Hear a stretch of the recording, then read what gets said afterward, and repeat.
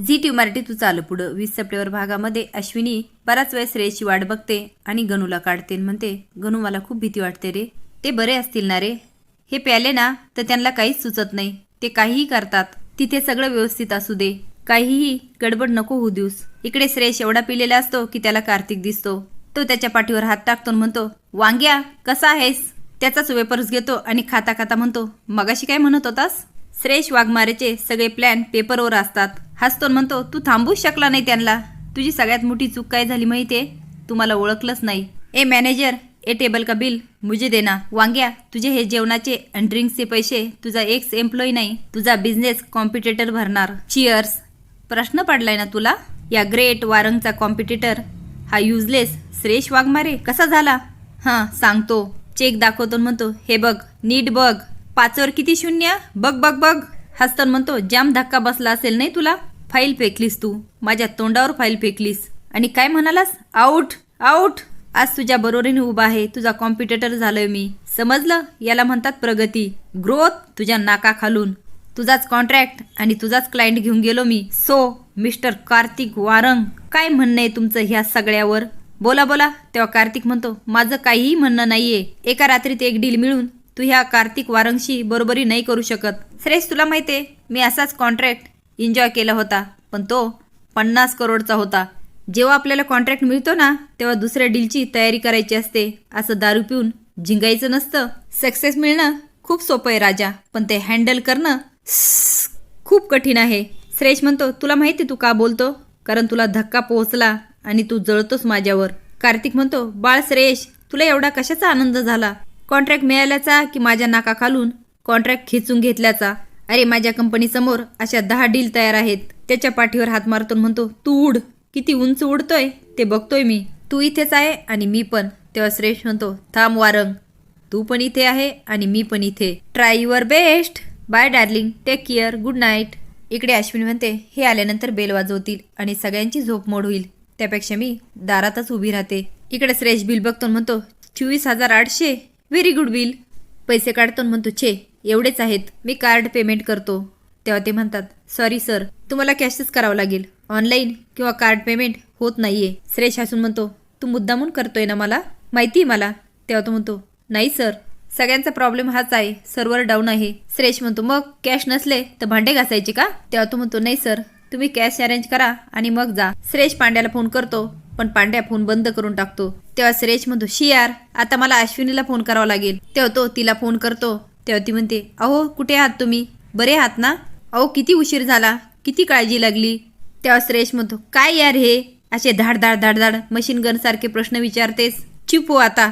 मी जे सांगतो ते ऐक. आपल्या कपाटात 25,000 रुपये आहेत, ते मला हवेत. तेव्हा अश्विनी म्हणते, 25,000 रुपये? एवढे पैसे कशाला हवेत तुम्हाला? तुम्ही ठीक आहात ना? तेव्हा श्रेयस म्हणतो, काय आहे? मी फोनवर बोलतो म्हणजे ठीकच आहे ना? मी आता हॉटेलमध्ये आहे आणि मला बिल भरायचंय. तेव्हा ती म्हणते, 25,000 बिल झालं तुमचं? तेव्हा तो म्हणतो, प्रश्न नको विचारू आता, तुझ्यामुळेच होतंय सगळं. सकाळी तुला 5,000 दिले म्हणून मला पैसे कमी पडले. इकडं सगळे प्रॉब्लेम तुझ्यामुळे होतात. तू कपाटात जा, 25,000 घे आणि इकडे ये. तेव्हा ती म्हणते, अहो कुठे यायचं मी? तेव्हा तो म्हणतो, देसी हॉटेल आहे तिथं ये. फोन ठेवल्यानंतर अश्विनी म्हणते, अरे देवा, मी आता काय करू? बाबांना नको नको, त्यांना त्रास होईल. शिल्पीला नको नको, तिला पण नको. विद्युत, हां विद्युतला फोन करते आणि म्हणते, विद्युत तू माझ्या घरी ये, आपल्या दोघांना कुठंतरी जायचंय. आणि हां आईबाबांना सांगू नको. तेव्हा तो म्हणतो, ताई तू शांत हो आणि काय झालं ते मला सांग. तेव्हा ती सांगते. तेव्हा तो म्हणतो, ताई तू विडी का? मी जाऊन घेऊन येतो. तेव्हा अश्विनी म्हणते, नाही नाही, तुझ्याबरोबर ते कसे वागतील ते मी सांगू शकत नाही. त्यापेक्षा तू घरी ये, आपण दोघं जाऊया. तेव्हा तो म्हणतो, ताई तू कुठं बसला माहिती आहे ना? देसी वाईब्स म्हणजे बिअर बारचं हॉटेल आहे ते. मी अशा ठिकाणी नाही घेऊन जाऊ शकत तुला. तेव्हा ती म्हणते, ठीक आहे, तू घरी येऊन 25,000 रुपये घेऊन जा. तेव्हा विद्युत म्हणतो, अगं ताई पैशाचं काय घेऊन बसलेस? आहे माझ्याकडं, मी आधी जातो आणि त्याला घेऊन येतो, तू काळजी करू नकोस. ओके. विद्युत घाईघाई जातो म्हणतो, एक्सक्यूज मी, यांचं पेमेंट मी करतोय, किती झाले? तेव्हा श्रेयस म्हणतो, ए तू इथं काय करतोस? ए मॅनेजर, याच्याकडनं पैसे नाही घ्यायचे. मी याला ओळखत नाही, माझे पैसे बायको घेऊन येते. तेव्हा विद्युत म्हणतो, श्रेयस ताई येणार नाहीये, मी पेमेंट करतोय, ठीक आहे? तेव्हा तो म्हणतो, नको रे, मला मी कोण आहे माहिती आहे. आणि खिशातनं चेक काढतो म्हणतो, हे बघ, लखपती लखपती आणि लवकरच करोडपती होणार आहे. त्या विद्युत म्हणतो, हो ते खूप चांगलं आहे, पण पहिले आपण घरी जाऊया, ताई काळजी करते. तेव्हा श्रेयस म्हणतो, काळजी? ती काय करते माहितीये, फक्त काळजी किंवा माझे प्रॉब्लेम वाढवते. दुसरं तुझ्या ताईला येतंय काय? विद्युत म्हणतो, उगाच काहीतरी बोलू नकोस. ताईनी फक्त पूजा करायची बाकी ठेवली तुझी. मला आश्चर्य वाटतं की तिला तुझ्या चुकीचं काहीच कसं वाटत नाही. श्रेयश, मला एक कळत नाही, तुला हँडल होत नाही तेवढी पितोस कशाला रे? तेव्हा श्रेयश म्हणतो, तुम्हाला शिकू नको, समजलंच ना? आणि त्या वारंगसारखं बोलायचं नाही इकडे, समजलं? तेव्हा विद्युत म्हणतो, खरं तर तुझ्यासाठी एवढं करावं ना, एवढी पण लायकी नाही तुझी. तेव्हा श्रेयश त्याच्या मुस्कटात देतो. त्यावर विद्युत काहीच बोलत नाही. इकडे अश्विनीला मात्र खूप टेन्शन आलेलं असतं आणि ती घरात चक्रा मारत असते. तेवढ्यातच तिच्याकडून काहीतरी पडतं. तेव्हा उज्ज्वला म्हणते, काय ग, काय पडलं? तेव्हा ती म्हणते, काही नाही, झोपा तुम्ही, देवा सगळं ठीक होऊ दे. इकडे श्रेयश विद्युतला ढकलून देतो आणि म्हणतो, जा तिकडं. तेव्हा विद्युत म्हणतो, श्रेयश पुरे आता, तू माझ्या बहिणीचा नवरा आहे ना, म्हणून मी शांत आहे, समजलं ना? तेव्हा श्रेयश म्हणतो, तुझ्या बहिणीने मुद्दाम पाठवलं तुला माझा अपमान करायला, मला खाली दाखवायला. तुझ्या ताईला बरोबर जमतं. तेव्हा विद्युत म्हणतो, श्रेयश माझ्या गाडीतून चल, ताई वाट बघत असेल. तेव्हा श्रेयश म्हणतो, तुला गाडी आहे? एका अटीवर येईल, मी रिक्षाचं भाडं तुला देईल, मला तुझे उपकार नकोय, चल. तेव्हा विद्युत म्हणतो, ठीक आहे, तू मला रिक्षाचे पैसे दे, पण चल. श्रेयश म्हणतो, हात दे आणि म्हणतो, नीट चल, धडपडू नको. गाडीत बसल्यावर म्हणतो, तुला माहिती आहे का, तू खूप चांगला मुलगा आहे, गुड बॉय. तेव्हा विद्युत म्हणतो, रिली? मला तुझ्या बाबतीत कॉन्फिडन्स नसता तर मी माझ्या बहिणीचं लग्न तुझ्याशी लावूनच दिलं नसतं, पण तू जे करतो ना तिच्या बाबतीत ते चुकीचं आहे.